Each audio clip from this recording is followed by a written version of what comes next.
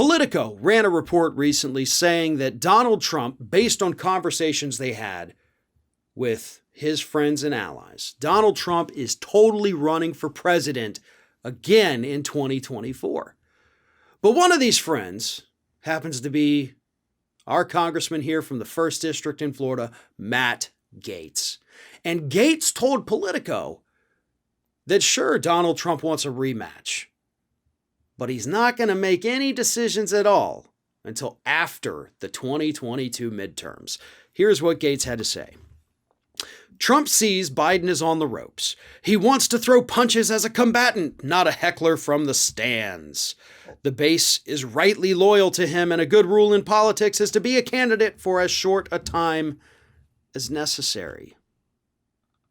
So as short a time as necessary, right?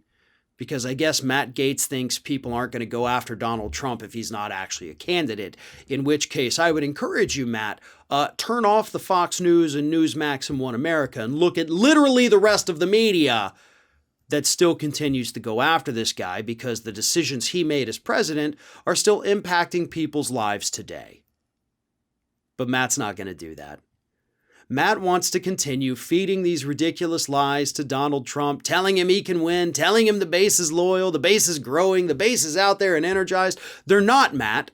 And you, of all people, know that because you're out there with Marjorie Taylor Greene on your idiotic little cross-country tour where the two of you are hemorrhaging money. Okay, you're not able to drum up enough MAGA support to even break even on your tour. So I don't know what you're saying when you say the base is loyal to him. Sure, the base is loyal to him, but that base isn't as big as you think. And you know that because you're living it every day out here in the United States. You also are not a complete buffoon because you understand that Donald Trump still has an underwater approval rating.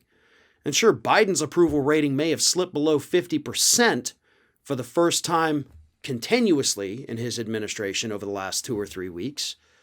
But that could just be a temporary blip. Obviously, people are, thinking about Afghanistan right now, but we've already seen the focus shift. We've also already seen the polls shift, by the way.